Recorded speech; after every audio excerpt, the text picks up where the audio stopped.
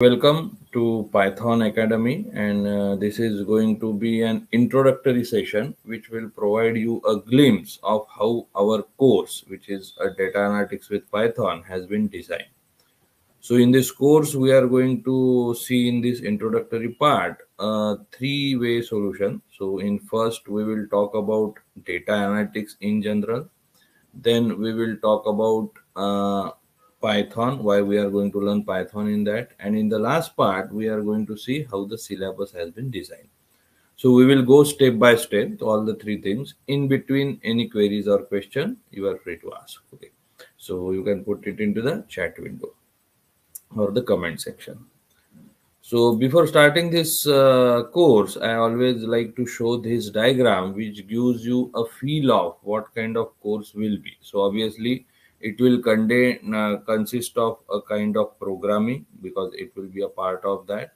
Along with the programming, it will have a kind of statistics also because some part of statistics, not very high level, but at a basic level like standard scalar, mean, mode, such kind of statistics will be also a part of it.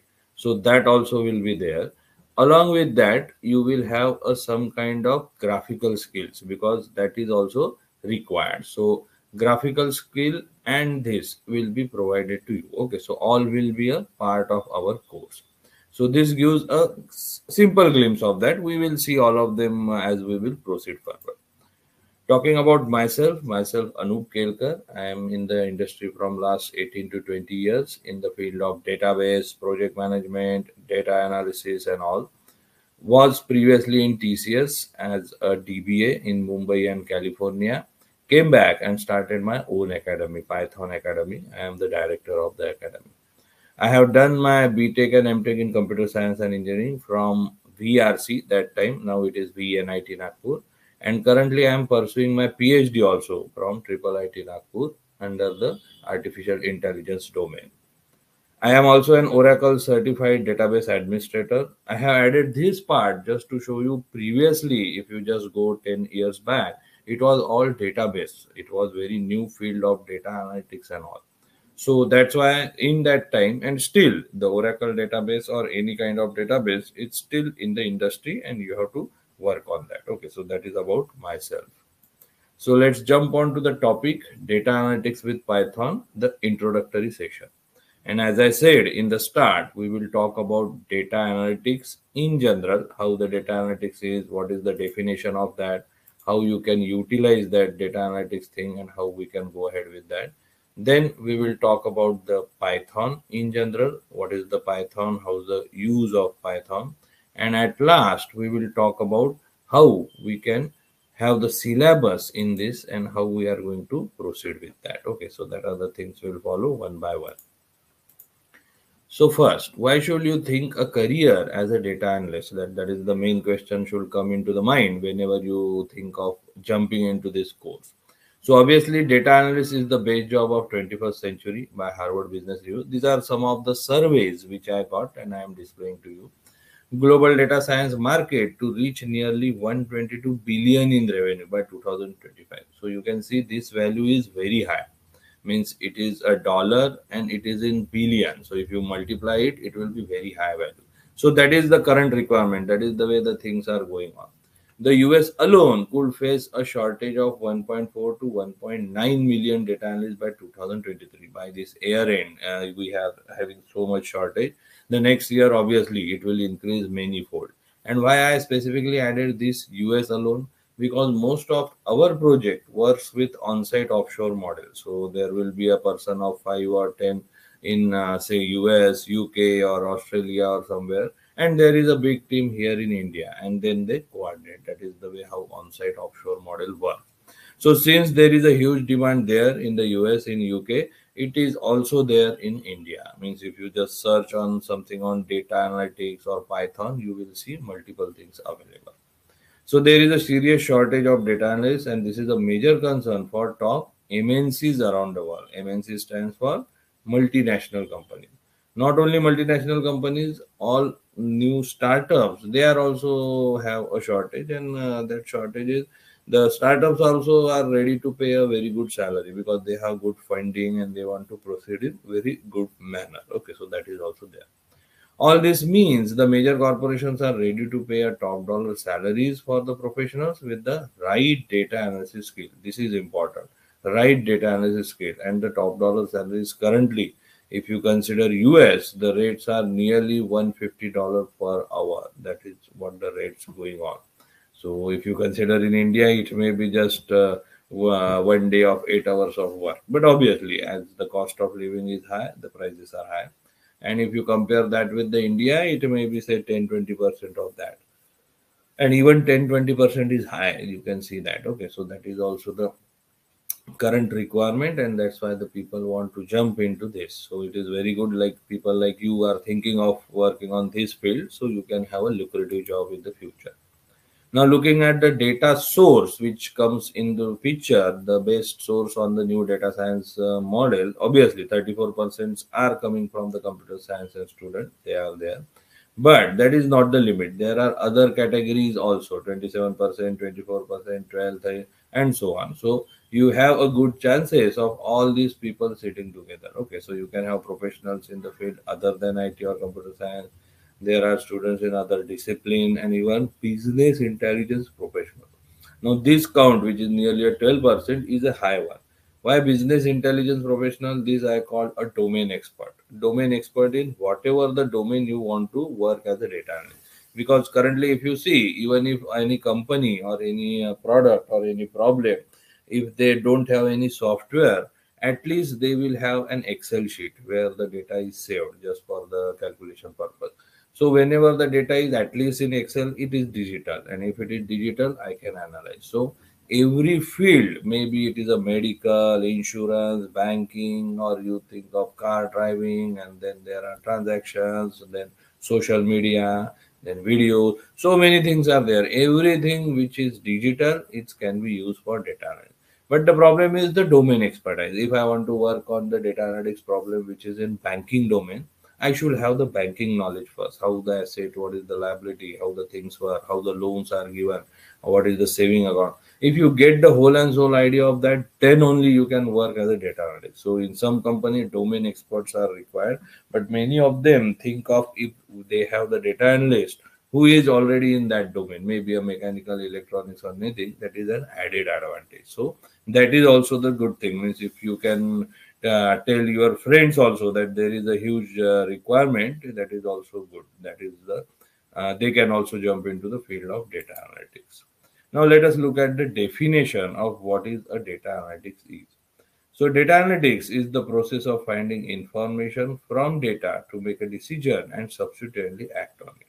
Now the definition looks simple, but just for more elaboration, let us consider one example. Suppose there is an hotel nearby, and it's that hotel or the restaurant, you say they are selling multiple dishes. Now that restaurant is keeping the data of all the customer visiting their restaurant in the form of say Excel sheet, and they are utilizing this data from last 1 year. Okay, so 1 year of data is present in Excel format, and in Excel multiple columns are there, like a customer name who visited the restaurant, what time that customer visited, is it a morning, a breakfast time, or a lunch time, or a dinner time, what day they came, means it is just Monday, Friday, Saturday, what day they came, what items they purchased, how many are they, means male, female, or something like that, and what is the payment they have made. Okay, so such kind of columns you have, and it is in 1 year of data.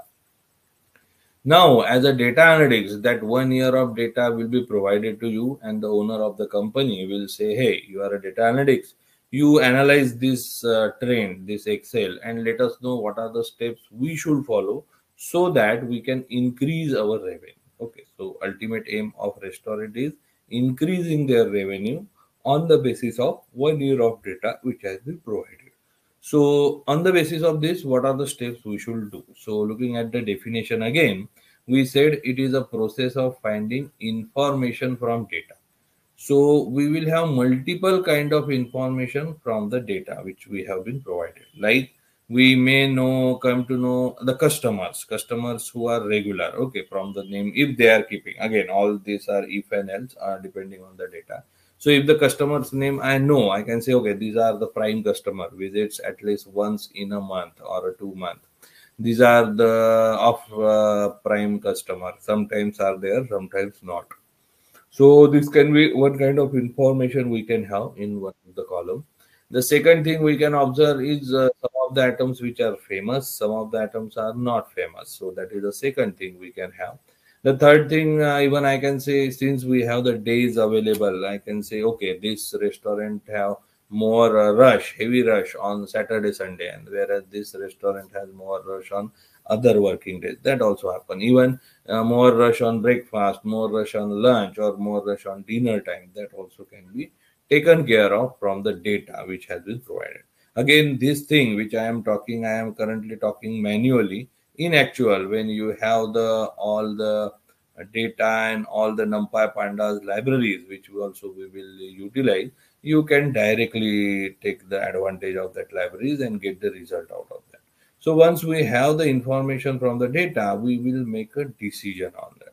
Now, this decision is not actually in your hand. You will come up with multiple decisions actually. Like when you see the customers, a prime customer revisiting a restaurant, say once in a month, I can provide you some coupons to that this one person saying next time you come with five more friends, you have some 10% discount or something.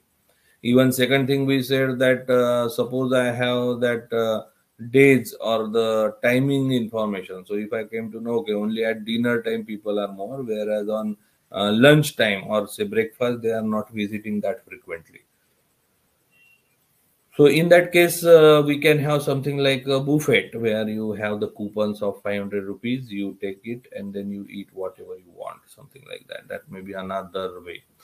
Third thing we said the atoms which has been said, and that happens. Some restaurant are famous for something, say dosa, idli. Some will be famous for something pav bhaji or something. There are different dishes. So on the basis of data, you can come up with a result that these are the atom most favorable. Everyone wants to order that, and these are the atoms which never has been called up. Okay, so very least frequently, very least they are using that atom. So we can create a combo offer, and then we say you take these two together, you have this many discount or something. And that happens if you check out some Domino's pizza or something. You always see that you have garlic bread or something else which is attached with your pizza. No one go for garlic bread directly into the restaurant, but since it is with some discount, they can think of, okay, take it and have that material together. So such kind of various suggestions we can generate, make the decisions on this data depending on how much it has been given. So we will have various decisions on data and then subsequently act on it. Now this act part is not in your hand. It is the owner of the restaurant who will decide, or she or he will decide which one can be applied. Like for the customer, if they found out, yes, this is going to be a good hit one, they will say, let's have the 10% discount to the customers, bringing five more customers with them for next 3 months. So next 3 months, whatever we have suggested out of that, one of the thing has been applied and the new data is generated. Now this new data again will be feedback to you saying, hey, you said that we applied this condition, check out if it is working or not. So you can see if it is working, you can continue for some more time. If it is not, you will stop it and you will have something new.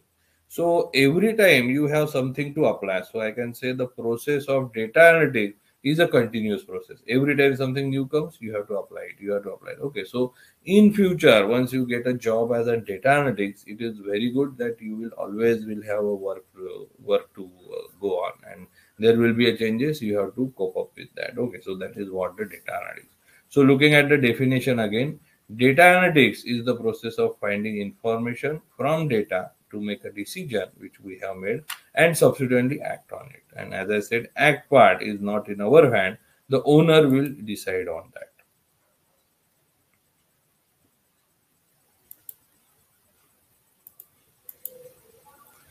Now, once we talked about the data analytics in definition, we are going to talk about why data analytics now is in boom. What are the points which are so popular now? So the first one is obviously generation of large amount of data from business transaction. Not only business transaction, there are so many things happening right now. All are online. We are actually 24 hours online. So many things we are doing, email, then business transaction, then Paytm, then QR code scanning, website opening, then we put the calls now also on the Wi-Fi. We have the payment gateways, and then we have the WhatsApp, Facebook, Insta. So many things are happening. So every day, large amount of data is generated by a single person. So if you consider whole as a city or whole as a state or the as a country or the world, so much of data every day is generated.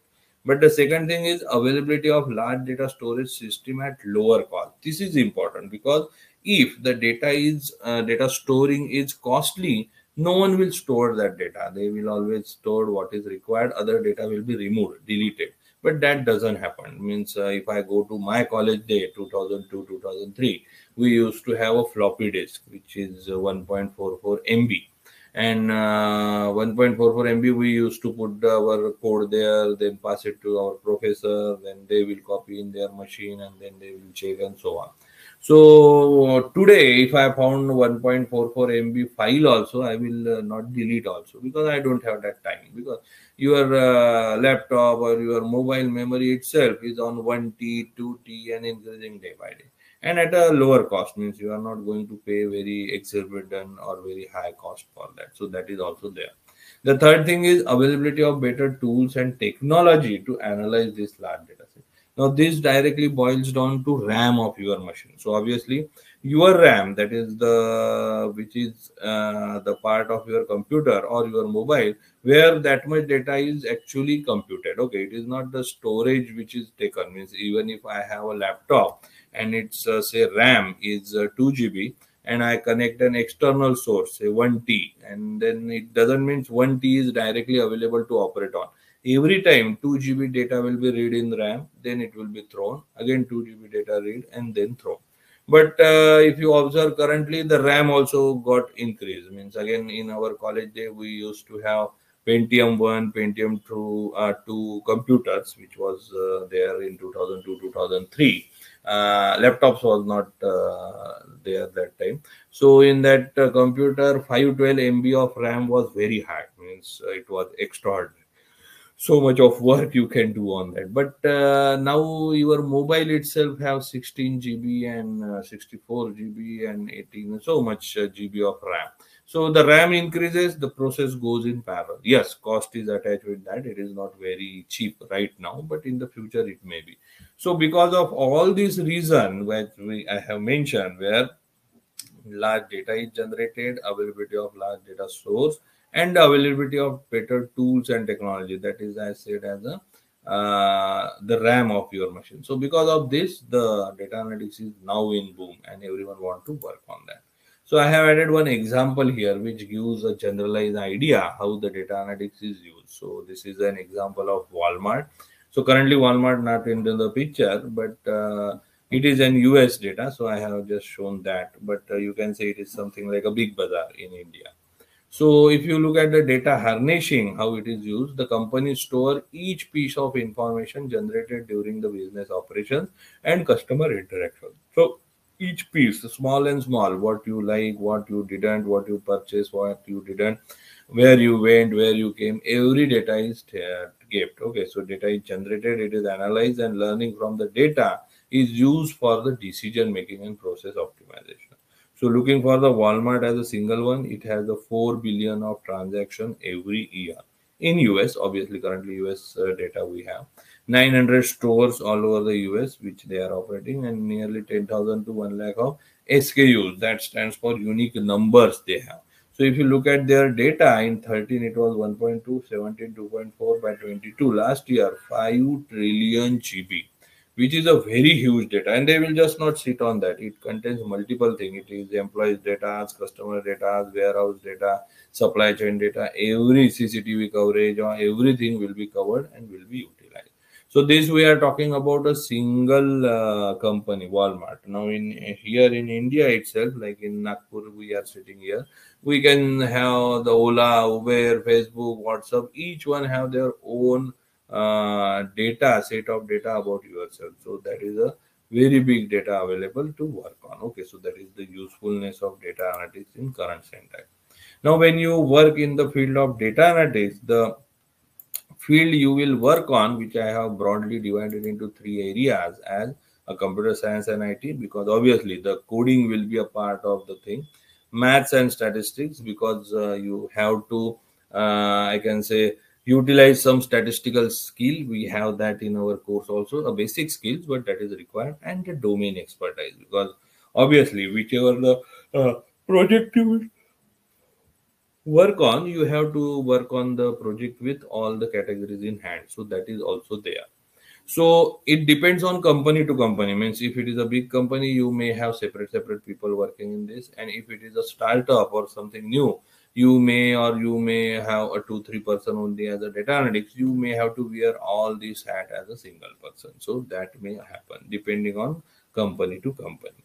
Now, looking at this division, I have three steps which has to be followed whenever you do the data analytics. Okay, so let's look at these three steps. The first step is descriptive analytics. That is what has happened in the past. So when we will do our course also, we will look at the NumPy and Pandas library to do all kind of pre-processing, so we can have a gist of what has happened up till now, maybe a 1 year, 2 year or something. Once we have this idea what has happened in the past, we jump on to predictive analytics, what will happen in the future. So in this case, in our syllabus, we will talk about the sklearn library to do a mathematical prediction using the machine learning techniques. So that will be a part of predictive analytics. And once we know that this is going to happen, and instead of that, this should happen, that I want. So I go for something called prescriptive analytics. That is prescription. Who provides the prescription in general? Doctor provides, saying you take this medicine, you may get cure. Again, doctor is not God, but on the basis of old experience, he or she is telling you, you take this medicine. Same thing happens with us. We are also not God. We have to just look at the data with our experience. We come up with machine learning model to predict some kind of things which should we tell beforehand that these are the things will happen and you have to work on that. So that comes under the prescriptive analytics, advice on possible outcome. Now, once I apply the prescriptive analytics, it depends on problem to problem. Like for the restaurant problem, which we are looking at, it was fine. The thing was you have applied it, and the restaurant thing, within 3 months, you get the result and you can work on that. But it is something like a share market problem solving. So in share market, the thing is you have volatile market, so it goes on with very fast change in the market. So if it is very fast change, within 3 hours you get the result. And if it is something like weather forecasting, you have to wait multiple time, and then the output will be there. 3 years may have to be waited.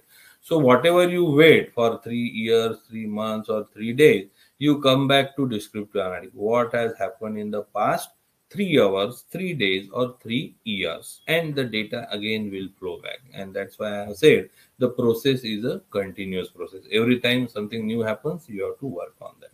So, just looking at this three step, I have added some examples for your understanding, which are in general day to day life. The one is descriptive analytics. How does a Netflix frequently recommend the just right movie to you?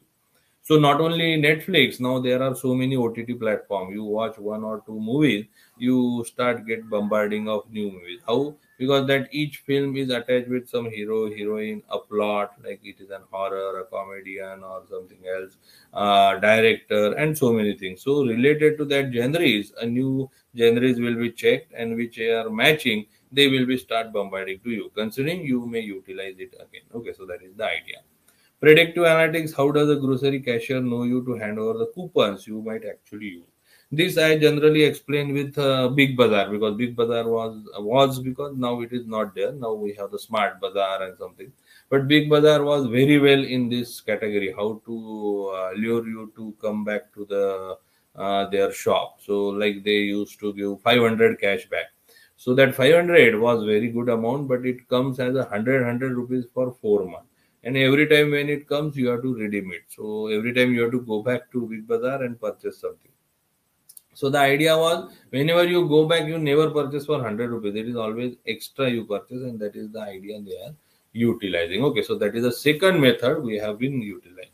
The third one is the prescriptive analytics. How does the airline prices change every hour? Now, this example I will say prescriptive analytics airlines is like When you go for some website, just if suppose today I want to go from Nagpur to say Mumbai, so I will check on the website and multiple website will appear. Go my Is my trip, then you have Go Bibo, and then so many things. Make my trip and all. So everyone will have some price changes or something. So even if I don't book, I close the website, and after 2 3 days, if I open something else, you will find out on left and right side the advertising has been pop up that prices has been dropped. You purchase. So that is a kind of another prescription method used to bombard you so that you can again click and go in that place. So these are just an simple example where you can utilize the descriptive, predictive, and prescriptive analytics. Now moving further, which in general I have applied here, these are the general 5 steps you should follow just to do the data analytics. Okay, so in general, the first one is identify the data sources and automate the collection. Now, this part, identifying the data sources and automate collection, is actually depending on again domain to domain. Like a restaurant example, we said, even if the 1 year of data has been provided, if they are registered on something, say Swiggy or some Zomato, they may have some more reviews there. So you can capture that kind of review also. So that may be one of the field. The second, once you have the data, capture all kind of data, you go for the pre-processing of the data, which is also called as EDA, exploratory data analysis. Exploratory data analysis will provide you the idea of, because what happens, the data you always get is not in proper format. So always you have to do something on that, and the things will go worse. So that consumes nearly 80% of your time. You do the pre-processing, analyze the data, and then jump onto the machine learning side, where actually the machine learning algorithm comes into the picture. Again, do remember, it is not always the same step you will have in actual problem in industry, and also there is no duration fix for how much time it will take. It all depends on problem to problem. In between, you can do the visualization of the data, which will give an idea how the data has been using the bar chart, pie chart, and different things. And we are going to learn that also using the matplotlib and seaborn library. And once you have done that, you go for the final step, propose the solution to the business challenge.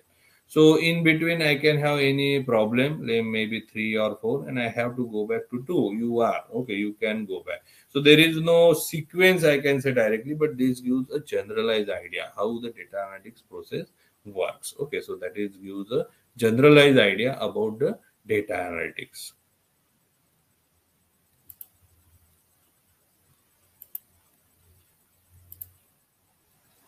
Now moving further, which we are continuing, as I said, we will talk about the Python also. Okay, so that comes here. The Guido van Rossum, who is the famous Python writer, he actually written this language. And do remember, Python is an old language. It has been now so popular because after the 2.7 version, the 3 version when started, now it became so popular. So 3.11 and 3.12 and something is going on. So what he said, Python is an experiment in how much freedom programmers need. Too much freedom and nobody can read another's code. Too little and experience is in danger. So what in general he want to say in this statement, that Python is not too rigid as a C, C++ or something, which are actually the rigid language. You have so many syntax and cumbersome language. It is actually for compiler design, not for the logical programming, whereas the Python is very fine with compared to the syntax, and it is not too little, means just like an English language, you can write anything and you can get the output. So it sits in between. That is what he want to say here. In general, some of the points which I have kept here, it is an all-purpose general language that works on multiple platforms. So when I say multiple platform, what that means, I can utilize the language. I can create a program in Python. Say I have created a program in Windows machine. I will have that on Windows machine, and once, just a minute.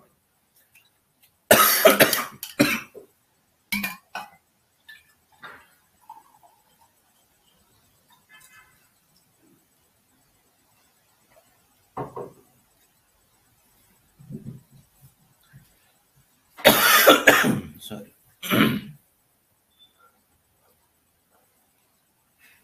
So Python is an all-purpose general language that works on multiple platforms. Multiple platform means today, if I write a program on Windows machine, it will be a .py file. Same program, I can work on Mac. It will run without any changes. It will work on Linux or any version of Linux anywhere. So no changes is required. It is platform independent. Okay, so that is the first thing. It is at high level and easy to learn. Obviously, that's why everyone is now jumping onto the Python. More commonly used for machine learning and predictive modeling. That is the main reason why the people now want to learn this. Because machine learning, as you talk about, it is what? These are the algorithms which are available to give the prediction on the basis of the data which you provide. So for machine learning, and basically machine learning is a maths.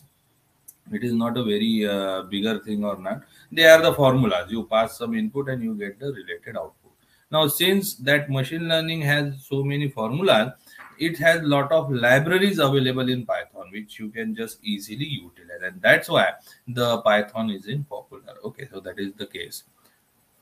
The next one is open source and free to learn, used more commonly by developers. What do you mean by open source in general? Open source means you don't have to pay any licensing fee or anything. Okay, it is just you go to python.org and the file is yours. Okay, so you can utilize Python easily. Then that is what the open source. You don't have any licensing. So that is also the great thing about the Python. If you look at the graphical features, I have taken it from Tech Notification from 2012.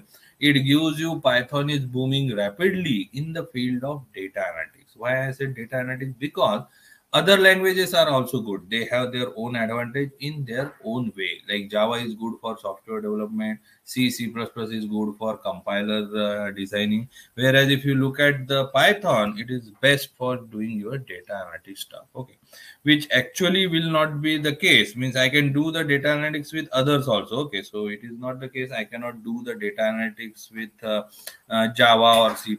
Okay, I can do it, but the way I can do it with Python is more easy compared to the line of code which I write with C and Java. Okay, and that's why Python is booming rapidly in the field of data analytics. Just to understand the Python, I have added a simple code, because whenever you learn any programming language, you have something say hello word. So in Java, it is in this way: public class main, public static void, and then it is too much. You just lost there. Whereas in Python, it is simple: print hello world, and the job is done. So you can see the easiness Python provides. Okay, and that's why it is booming rapidly. Everyone wants to work with the Python. Okay, obviously this thing you understand after 15 to 20 days. Okay, that was the purpose the Java was there, and that's why the hello world has to be in this line. Whereas in Python, it is very pretty much simple. Some other points which I have added with the Python: the language continue to rank highly on the various list of world most popular programming language. We have seen just now in the graph. Many programmers view Python as a language with a clean syntax and expensive library. When I say clean syntax, obviously the way of writing the code without any curly bracket, proper intention, makes it a very best language to understand by any person, written by any person. It has a library which is extended every, I can say, week. A new library is added in the Python. Python myself user base has created something of positive feedback loop that is also going on. You have so many new addition coming in, and the most important, it is Google which uses the programming language in number of application. A corporate sponsor. That is the main thing why Python is popular, because Google in its search engine, in its YouTube, in its Gmail, in its other applications, whatever you think of Google, Google has the Python in backend. So what happens? It makes Python popular also. So Google takes some hackathon and so many things. So people should utilize that Python again and again, and it is booming like anything. And obviously, for any programming language to survive in IT industry, you should have some backing up, a corporate sponsorship. Just like an example, still in the market, .NET is there. Why? Microsoft is behind that. But if you look at another example where I can say Objective C, that was the language used for creating the Apple apps, okay, the iPhone app. Now, last 7 years, the Swift language came into the picture. Apple itself created that. So now every client want their product to be in Swift, not in Objective C. So Objective C is a dead language. So you can see if you have a corporate sponsor, the language grows. Otherwise, it dies. So we can say the Google will be in the market for next 5 to 10 years. Again, we don't have an idea what happens in the future, but you are good that if you learn Python right now, you will be on the right path. So you can go in future. Okay, so that is the way that you can look at the Python. Some of the points which we have already discussed, the language is easy, free and open source. You can just download it. It is expressive. You can write one by one line of code and run it also. No need to write a big chunk of lines. It is high level. It comes with lot of new data types, which are like a list, tuple, dictionary. They are also very useful. You can easily utilize that. It is portable in the sense the code which runs on one machine can run on another machine also. Interpreted, it can be written on interactive shell which it provides, where you can write one by one code. So that is also added advantage. In actual, Python is object oriented language which is called OPS, and we have one chapter dedicated to that. But even if that, you can write the Python in simple way, just like a procedural one where you can write the C or something. It is extensible in the sense if you have some already code written in C++, Java or something, and now you want to connect remaining part in Python, you can do that. You can have the combination of that. It is embeddable in the sense we have something beforehand. Suppose IoT application, that is also a popular one going on. So a lot of IoT applications you can create with the Python, where you have something Raspberry Pi in the market which you can utilize. Some other point is large standard library, which we already said. It has a lot of library. It is dynamically typed. That is also very important. Like if you have seen some language, say C, C++, every time when you want to utilize that language variable, you have to declare it integer I, character C, and then use it. In Python, that is not required. You just write x is equal to Anup, it becomes string data type. In the same line of code, you write x is equal to 2, it becomes an integer. So dynamically, a variable can change the data type. Okay, so that is dynamically typed. So in start, you may get confused how it is happening, but as we will proceed further, you will find out it is easy to utilize for the functions and modules and whatever the things we will see afterward.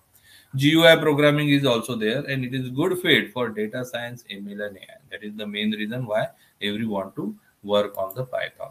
So when we will start our course, we are going to figure it out, and we will focus on these libraries, which is a matplotlib, pandas, numpy, and segon. These libraries gives you the foundation which will be ready for you to jump on in the future case. While this is the foundation which we are going to cover, you are still free to do some other stuff, like you have the Scrappy or Beautiful Soup to do the web scraping. You have Pillow and some OpenCV to do the image processing. You have Flask, Pyramid, Django for doing a web application, and you have PyGTK and Pygame to create the games using the Python. So you can see once your foundation is ready, you are going to do multiple things. You can read on your own and you can proceed further. So there are multiple applications for Python, which you can see here. Like you have the web application, you have the software development, database access, network programming, machine learning. You just talk about that and you have something available. So you can see so much interesting stuffs are there which you can utilize. So many companies are obviously working Python in their greater domain. Google is the topmost. We have Dropbox, Netflix. Even NASA has multiple packages, and they have made it public. So you can just go to GitHub of NASA and you can download it. So that is also provided. Looking at the salary structure, the most important aspect, which has been taken from some metro cities, say Hyderabad, Pune, Mumbai, as a fresher with 0 to 3 years, you are going to have 4 to 6 lakh of package, which abruptly increases because it has a lot of potential. It will not be the case with some Android developer or web developer, where in as a data analytics field you have a larger growth. Okay, there is one company in Nagpur. They have just recently started the work in Hyderabad also. So in Hyderabad, they hired one person from TCS with 7 years of experience.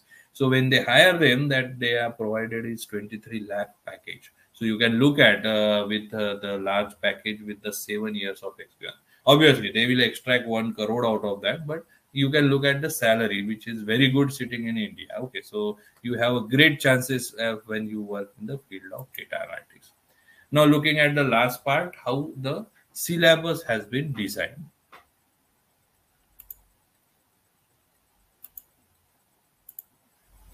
Now let's look at the syllabus, which I call a pro degree program, which is of three parts, which will be obviously Python environment setup, where Python will be looked at as a programming language, which goes for first phase, then data analytics and machine learning. Then the third phase is SQL for data science. All three goes hand in hand, along with the job readiness program, which is also we have intentionally added so that you should be ready for the job. So in the first part, we are going to look at the Python environment as a programming language. So in the installation, its environment setup, and then operator, controller, data types, function, writing object-oriented programming, file handling, date time, exception handling. So many things we will learn as Python as a programming language. So this is the only first day where we talk this much about the data analytics and this thing. From second day, it is totally hands-on. You have to work purely on hands-on. You have to start working on that, and you should go ahead with that. So that is the second way of looking at the course. It is totally hands-on. Once you are ready with the Python, we have something with data analytics where we will play with the data pre-processing, and you can see you have mathematical computing, data manipulation, data cleaning, data wrangling, data visualization, data aggregation. So many things you play with the data so that your data is proper and can be moved to the machine learning or the next step. In between, two chapter of overview of analytics and descriptive statistics has been added to have some glimpse of statistics also, as I said in the start. In between, we have added an SQL also, because that is also required, because still most of the data is still in database, and many a time in job interview question you have the questions on SQL, even if with the position of data analytics or anything. So we have the environment setup of SQL. We will learn it through Oracle. Select the statement, condition SQL, where clause, aggregate the operations like or, group by, inner, left, right, joins. The crude operations also we will see, and we will add the PL SQL and triggers also, because they are also very important to do as a data analytics. The last part we will look at is the machine learning concept. So we will look at the machine learning concept using the sklearn library. We will have the target feature engineering, regression model, classification model, clustering, and finally a capstone project that also we will use to just summarize all these things together. So you will have a complete idea how the things goes and what are the things you should work on. Okay, so that is the way the course has been designed in three phases. While this thing is going on, we are going to have the job readiness program in between, which will be some expert interactions or seminars. It will include a 3 months internship for this 3 months course, which will by the Parallel Springboard, which is our parallel company.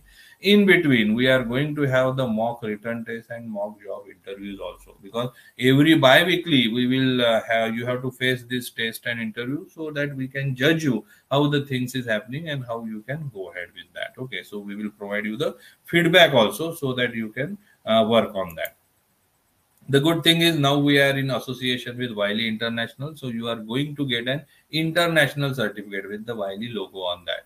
So Wiley are closing the talent deficit by supporting the employers, helping them to find and retain top talent, access their skill set, and implement training in order to transform the company culture.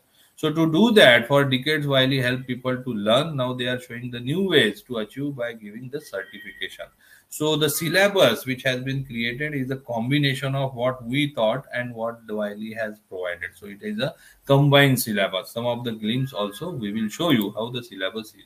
So it has multiple MCQs, code snippet to understand each section problem one by one. So after each section, you will have multiple questions. You have to answer. You have to get the correct or not there itself. So that gives a clear-cut idea. What are the things you should know about that? Some good animations are also added. Like we know the mean is what? The summation divided by total. But from data analytics perspective, the mean is actually the point which we can utilize when there are missing values in one of the column. Like it is a balancing point. So it will balance the data always. So this shows it as a balancing point. So these ideas get clear out once you see that kind of animation. So that also has been added in the course part. The total course is 120 hours of blended learning, sorry, which will be 100 hours as instructor lead as we are doing, and 20 hours of online self-paced learning that also has been added. So it will be 2 hours daily for the regular batches, which is on morning and evening, For weekend batch, it will be 3 hours on Saturday and Sunday. So on Saturday, it will be 3 to 6. On Sunday, it will be 11 to 2. That is the way we will proceed.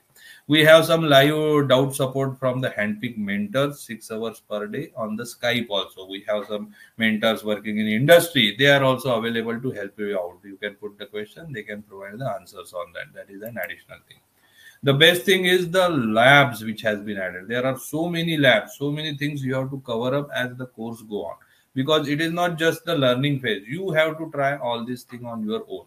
So we will add multiple labs there which are auto check. You have to write the code, it will be auto check. If it is not, you have to work on that. So that is also the procedure which has been added, so that makes each section, each part as clear as possible. The thing is, all the sessions has been recorded, and that also will be provided to. So anytime if you miss any session, you can go through the video, you can understand it. Or if you want to revise that, that also you can do with this. Okay, so that is also an additional thing we have provided in our course, so that also will be there. So in total, three kinds of modes we provide. The one is the classroom, as the people sitting there can listening.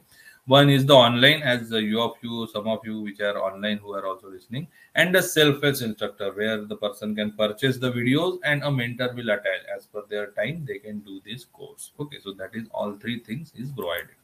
I will suggest all of you who are connected to check out our YouTube channel, that is Anup Kelkar's Python Academy.